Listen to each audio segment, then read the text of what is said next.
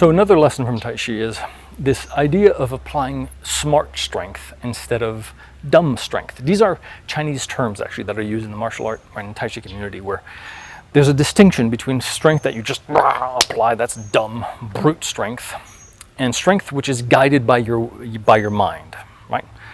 And where that comes into play is whenever you want to pick something up, right? Brute strength would be, if I want to pick up this chair, just come here, go, and I lift it up. The problem with that is that if it's very heavy, that becomes very difficult to do, right? The heavier it is, the more complicated, the more difficult the lifting becomes. The other issue is that it's also incredibly inefficient. Well, the further something is away from my body, the harder it is for me to do it, because my arms become a lever. So the further away it is, the harder it gets.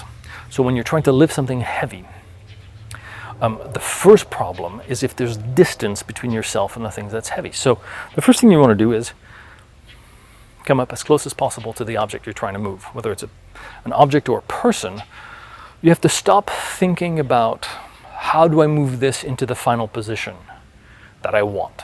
Right? For example, if somebody is sitting down and I want to try to help them stand up, you can't think of how do I get them to stand up. The thought should be, how do I get my center of gravity as close as possible to a leverage point in the object or the person that I'm trying to lift. That's the crucial thinking, right? So that you're not approaching the issue as a problem of strength, like how do you muscle your way through the exercise, but instead a problem of leverage and thinking. So for example, here, if I wanted to lift this chair, what I really want to think about is how can I get my center of gravity under the chair so that what I'm using to lift it up is mostly my legs. And so the first thing you can think of is, where's the lever? Well, the lever in this case is the leg. Notice I can make it move simply by applying a little bit of strength. And now it's balanced on one leg. It's already higher than before. So now I can get even closer. So notice if I'm here, I can get this close. But there's no way for me to really lift it. If I can come here and here, now I can get a little closer. Notice now I can use my leg. I can tip it, right? And all I've done is I've used the fulcrum of my knee or my lower leg here in order to tip it even further. So now I can get it off the ground, right? So I'm not thinking of how can I lift it. I'm thinking how can I slide underneath it while maintaining an upright position, right? So I'm still balanced. I'm not leaning forward. I'm not reaching forward. I'm keeping everything as close to the body as possible, right? So then from here, so now I can go down, and now I'm essentially underneath it, so I can pick it up. And at no point were my arms extended. At no point was I leaning down or bending at the waist, because I'm thinking of it in terms of a leverage problem. And every single step, right? Every single step is a problem with a slightly different solution. So, and also a very dirty chair. So that's the approach that you want to have. It's not how do I get to the end result. The question should be, how do I change the position of the object or change the position of the person so that they're now in a slightly different position where I can get closer, get my hips closer to them, where my position now is more advantageous than before. It could take 5 or 6 or 10 steps, but you do it little by little, right? And every single time you're maintaining your position, you try to have this kind of diagonal so that you're not square, right? Because if I'm square to a chair that I'm trying to lift, there's nothing preventing me from going forward. So I want to actually be at a diagonal so that now this leg is actually helping me lift it up. This leg is preventing me from falling forward. So you don't want to square up. You want to be at a diagonal, and you want to think, where's the lever?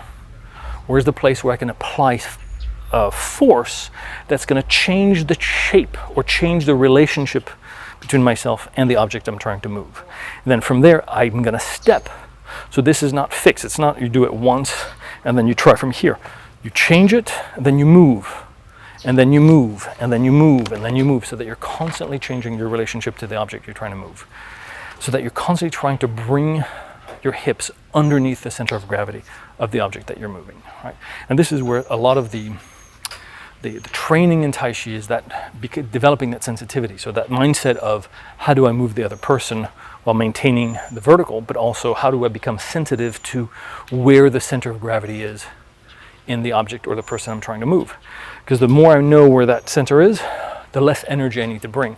So that's why it's worth slowing down and using that kind of yin quality, which is the absorbing, the receiving quality, and not just going, okay, I'm going to move, but going, okay, where's the best place for me to push from? Taking that time to go, okay, well, this doesn't work, but this is a lot easier. And so slowing that process down. You don't want to get to the end result. You want to be in that initial interaction, in this particular moment, and to get to the next step.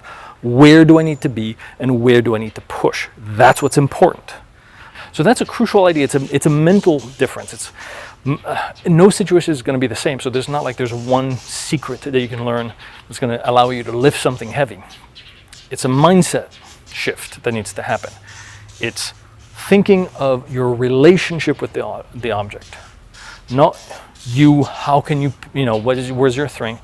Where's your strength? But what is the relationship between you and the object? What can you do to shift that relationship so that it becomes advantageous to you, so that it becomes more comfortable for you, so that you can slide your center, which remember is in the hips, it's not in the arms, and that's where you want to be. That's where you want to have. So first of all, it's a shift in mindset, right? Start using smart strength instead of brute strength. That's one of the oldest, clearest messages from Tai Chi.